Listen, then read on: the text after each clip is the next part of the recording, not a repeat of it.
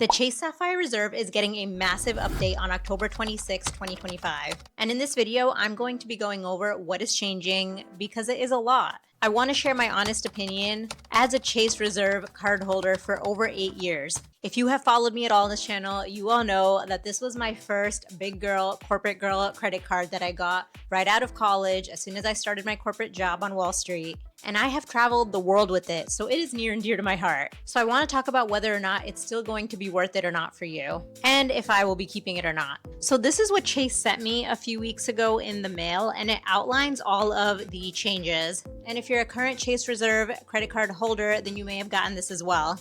So if you open it up, the first thing that it says here in this pamphlet is that the card now offers over $2,700 in annual value. But there is a catch. Most of that $2,700 is probably stuff that you most likely do not use in your daily life. And the second thing that they talk about here on this opening page, which is of course in a bit smaller font, is the change in the annual fee. The annual fee is now hopping up to a whopping $795 for the primary card holder and an additional $195 for each authorized user. So that is definitely a significant price jump. And that is change number one, the change in the pricing of the annual fee. So here's a breakdown of when the new annual fee and the new benefits kick in. For existing cardholders, if you already had the Chase Sapphire Reserve prior to June 23rd, 2025, your new benefits and your points boost feature should have already automatically kicked in. Now, if your annual fee renewal takes place after October 26, 2025, then you will pay the new fee of $795.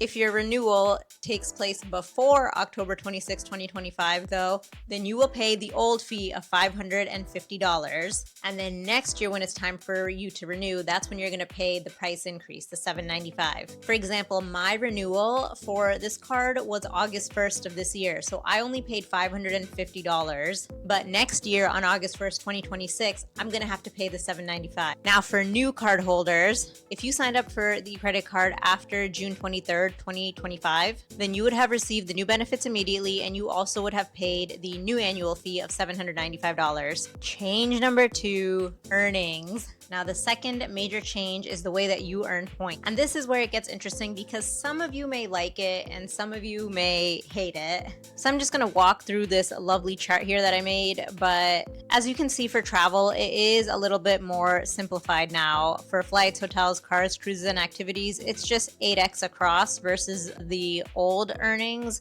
which, yeah, for hotels, cars, and cruises, it was a little bit higher. But now it's a little bit more consistent across travel activities booked through the Chase portal. For travel booked outside of Chase, so travel that you book directly either with the hotel or airline that's not booked through the Chase portal, you now earn 4x instead of 3x. So that is an upgrade. But where there is a downgrade is for all other travel. So if you are booking travel like cruises, vacation rentals, burbos, flights and hotels, if you are booking those through a third-party vendor like booking.com or TripAdvisor or something like that, so not directly through the airline or hotel and not with the Chase portal, then now you are only earning 1 point, whereas before you were earning 3x on every dollar spent on travel in general, booked through anywhere. So that was a very fast points accumulator. So this is definitely a downgrade, and this is something I'm definitely disappointed in. So if you were someone like myself that was taking advantage of that 3x multiplier on booking all travel anywhere, that is now gone, and now you will just be earning 1 point per dollar that you spend. However, this does really encourage you to book flights and hotels directly with the airline or the hotel chain instead of going through a third party, and in that case you'll get 4x points, so that's a plus, that's an upgrade. The third major change is redemption, so how you are able to redeem your Chase points. So Chase is now phasing out the whole your points are worth 1.5x on the Chase portal when you book travel through them,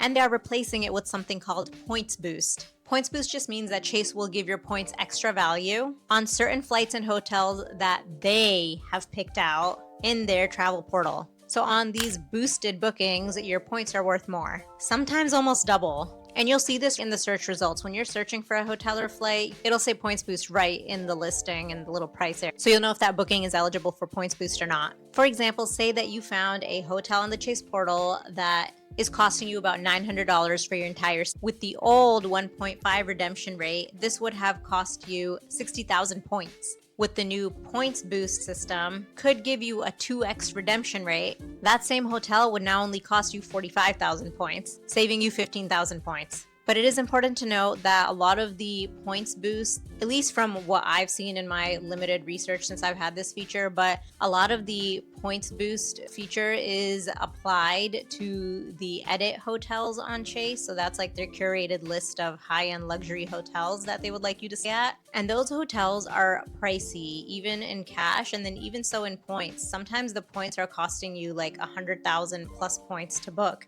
So it kind of stinks that those are the ones where points boost is eligible. You have to really think about whether or not that's something that you would spend your cash or points on anyway. Do you have that many points to spend? Because that's what's going to help you realize whether or not this card is still worth it for you. So just something to keep in mind. Now, if you have been a Chase Reserve card holder and wondering, well, what's going to happen with all my points that I've earned up until now? Will they not be worth 1.5x? Let me break it down by timeline and when your points were earned. So there is a grandfathered window where you are still earning 1.5x on your Chase points. If your Chase Sapphire Reserve account was open before June 23rd, 2025, then points you earn before October 26, 2025 can still be redeemed through Chase at the 1.5x rate, and you will keep that option until October 26, 2027. So you still have a couple years for new points earned on or after October 26, 2025 won't have that blanket 1.5x. You will redeem that point at a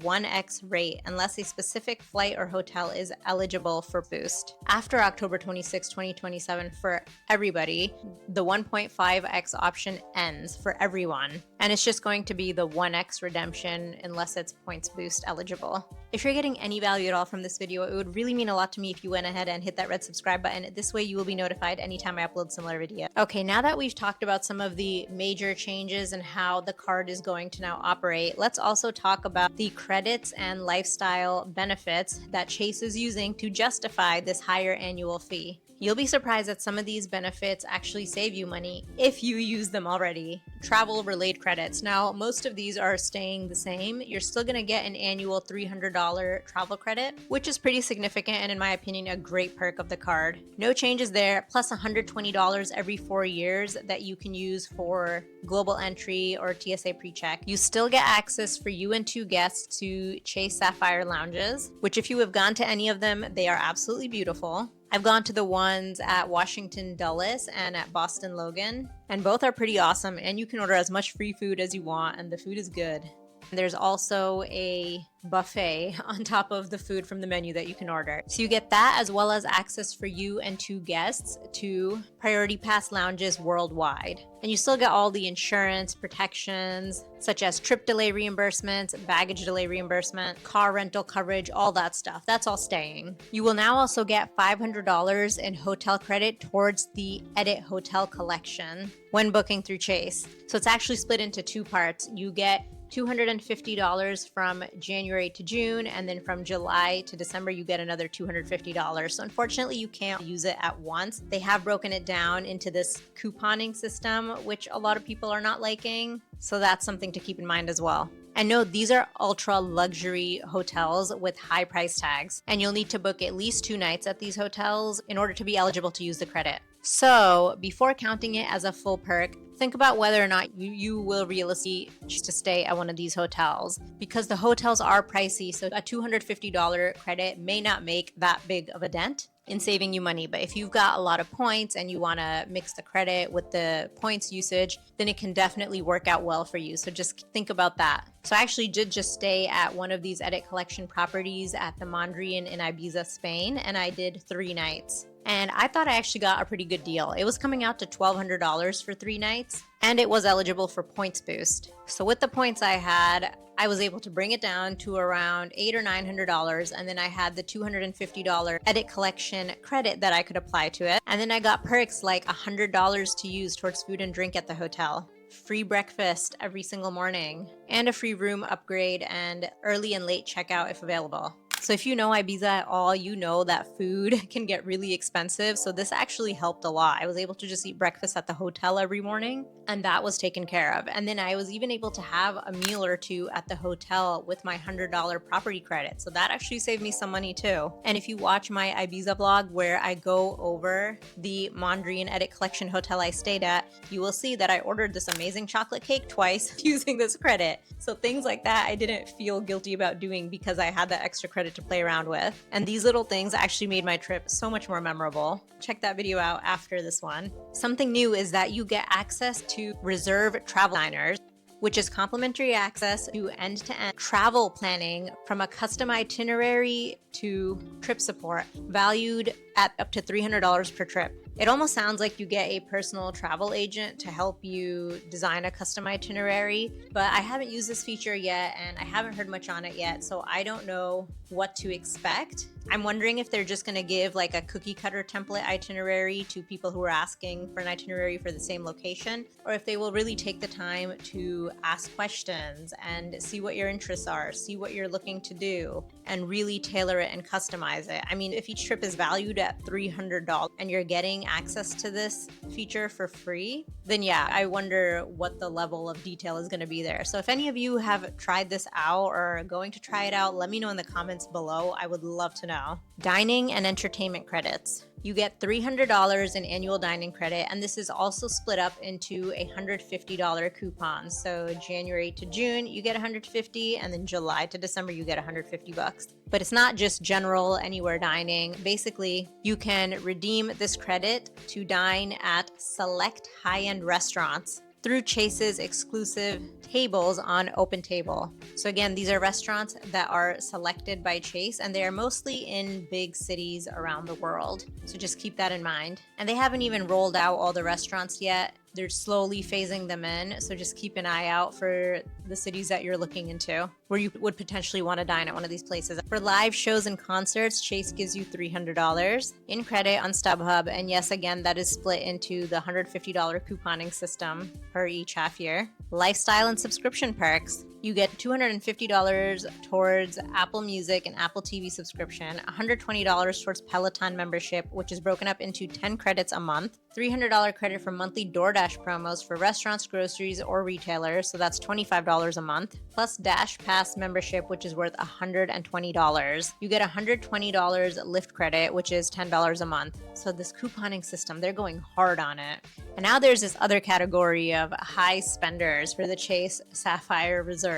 And they actually have a little blurb about this whole high spender situation in the pamphlet they gave me. And I know it's hard to read in this pamphlet, but what they're saying, basically, if you spend $75,000 each calendar year, you get Diamond Elite status with IHG Hotels and Resorts. You get $500 in Southwest airline credit, Winbook through Chase, as well as A-list status on Southwest Airlines. So I mean, my thought is if you are a high spender and you're doing things like flying business class and whatnot, and you're staying at the Edit Collection Hotel, are you really flying Southwest all the time? And is having the A-list status really a flex? I don't know. I'm not hating. I'm just saying, I'm trying to like make it make sense, right? That's just my thought process. Let me know in the comments below what you think. You get $250 credit for the shops at Chase that can be used with brands such as Sony, Tuman, Dyson, etc. So who is the Chase Sapphire Reserve targeting now? Here is my hot take on who I think Chase Sapphire Reserve was targeting before with this credit card versus who they're trying to target now with this updated credit card. The target audience before seemed to be the affluent-ish millennial, earning between 100 to 150K, people who valued experiences over things, liked to travel, and saw the deep value in the steep annual fee, because they could get way more out of it in return, especially with the earnings and the redemption. However, now it seems like the Chase Sapphire Reserve is targeting the ultra affluent and urban dwellers who have significantly higher spending. And to maximize value, cardholders can lock certain perks by spending over $75,000 a year. It's definitely for city-oriented lifestyle consumers who use services like DoorDash, Lyft, Peloton often. It seems like before the Chase Sapphire Reserve was an amazing travel credit card, and I do to some extent still think that it is. It's also feeling more like a luxury lifestyle credit card with just some travel perks included. The main questions that you really have to ask yourself when you're deciding whether or not you want to keep this card is one, will I be staying at Edit hotels? Is this something that's in my price and points range? And do take a look at them. Browse through the Edit Collection hotels just to get an idea of what the price ranges look like. 2, do I use services like Lyft, Peloton, DoorDash, Apple TV, StubHub, etc.? 3, do I like eating at fancy restaurants, high-end ones that are accessible to me by being located near a big city? If you are finding when answering these questions that you would have to change your lifestyle just to be able to take advantage